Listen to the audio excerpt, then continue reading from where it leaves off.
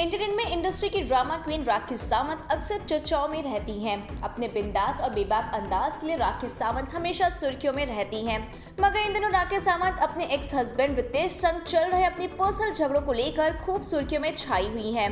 बीते दिन राखी सावंत अपने एक्स हस्बैंड पर इल्जाम लगाते हुए पुलिस स्टेशन में उनके खिलाफ एफआईआर दर्ज कराने पहुंची थी। राखी सावंत ने उनके ऊपर इल्जाम लगाते हुए ये दावा किया है कि रितेश ने उनके सारे सोशल मीडिया अकाउंट्स को हैक कर लिया है। राखी सावंत ने मीडिया के सामने रितेश पर एक के साथ कई इल्जाम लगाए हैं, मगर अब राखी के इन सभी इल्जामों पर आ गया है रितेश का रिएक्शन। आपको बता दें कि हाल ही में एक इंटरव्यू के दौरान रितेश ने राखी द्वारा लगाए गए सभी आरोप पर अपनी बात सामने रखी है।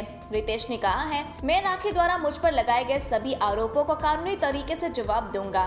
मैंने राखी पर करोड़ों रुपए खर्च किया था, तब तो उन्हें लेने में कोई दिक्कत नहीं हुई, और अब जब मैंने उन पर पैसे खर्च करने बंद कर दिए हैं तो उन्होंने मुझ पर इन बातों का आरोप लगाना शुरू कर दिया। आप खुद बताओ कि आपने कभी क्या किसी भी रिश्ते को इंस्टाग्राम पोस्ट पर खत्म होते हुए सुना है?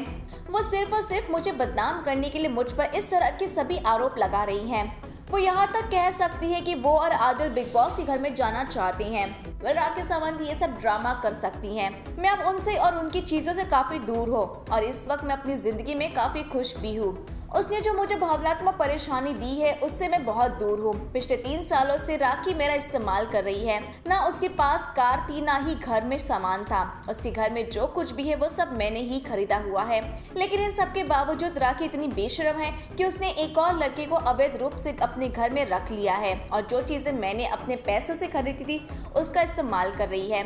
वहीं दोस्तों आपको बता दें कि राखी सावंत से शादी करने के सवाल पर उनके एक्स हस्बैंड यानी कि रितेश ने ये भी कहा है कि इसके बारे में तो राखी सावंत को ही बात करनी चाहिए। अब तो मैं सभी सबूतों के साथ ही बात करूंगा। अपनी पहले शादी पर बात करते हुए रितेश ने कहा कि स्निग्धा ने भी मेरे साथ यही किया और अब राखी भी वही सब दोहरा रही है। एक आदमी की जिंदगी मजदूर बनकर रह गई है। बस वो कैसे भी और कहीं से भी पैसे लाए और आपको दे, भले ही उसे अपनी दोनों किडनी ही क्यों ना बेचनी पड़ जाए। और अगर कोई आदमी इसका सीधे तौर पर विरोध करता है तो उसे सेक्शन 498A की धमकी मिलती है।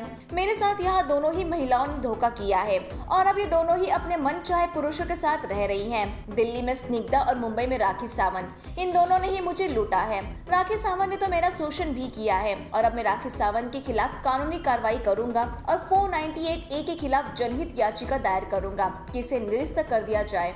लैंगिक समानता होनी चाहिए। तो दोस्तों इसको लेकर क्या है आपकी राय? रितेश के इन बयानों को लेकर आपका क्या कहना है? कमेंट सेक्शन में बताना बिल्कुल भी ना भूलें और हमारे चैनल को जरूर सब्सक्राइब करें।